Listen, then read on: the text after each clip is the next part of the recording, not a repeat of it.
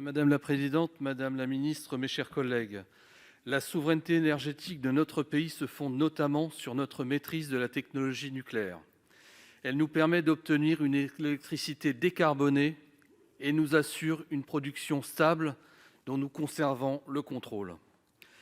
Le contexte géopolitique actuel nous rappelle que l'indépendance énergétique est un vrai levier de souveraineté et même d'indépendance politique. Afin d'atteindre la neutralité carbone d'ici 2050, la PPE 2019-2023 prévoit de réduire la part de l'énergie nucléaire à 50% du mix électrique de notre pays. Dès son adoption, je faisais partie de ceux qui doutaient de son réalisme et de son équilibre sur le long terme. Force est de constater que notre politique énergétique doit souvent faire face à des injonctions contradictoires. La fermeture de la centrale de Fessenheim, guidée davantage par des considérations politiques que par des réalités techniques et de sûreté, en est le parfait exemple. Cela fait peser des risques de tension sur notre approvisionnement et nous contraint à repousser par là même la fermeture des dernières centrales à charbon. En effet, RTE vient de publier des scénarios Horizon 2050.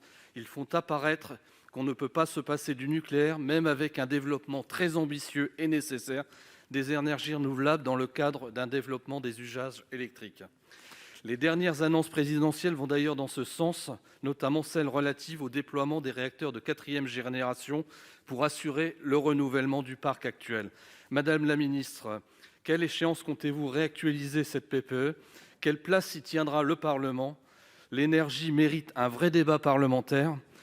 Et ne mérite-t-elle pas aussi un ministère dédié afin de porter une véritable politique énergétique cohérente et de long terme ? Merci, cher collègue. Madame la ministre.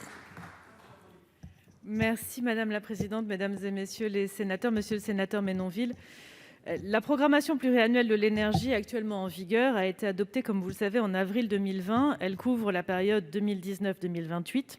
Elle définit les actions et les mesures de politique énergétique à mettre en œuvre, avec toujours le même objectif d'atteindre la neutralité carbone en 2050, à travers, déjà dans la PPE, la réduction de la consommation d'énergie, la diversification du mix énergétique, par le développement des énergies renouvelables, la réduction de l'usage des énergies fossiles. C'est dans ce cadre qu'a été pilotée la fermeture des 4 dernières centrales à charbon. 2 sont déjà très engagées, Le Havre et Saint-Avold. Gardanne dans un deuxième temps. Et quant à la dernière Cordemais, comme vous le savez, la fermeture est liée à l'alimentation en électricité de la Pointe Bretonne et n'a donc aucun rapport avec la fermeture de Fessenheim.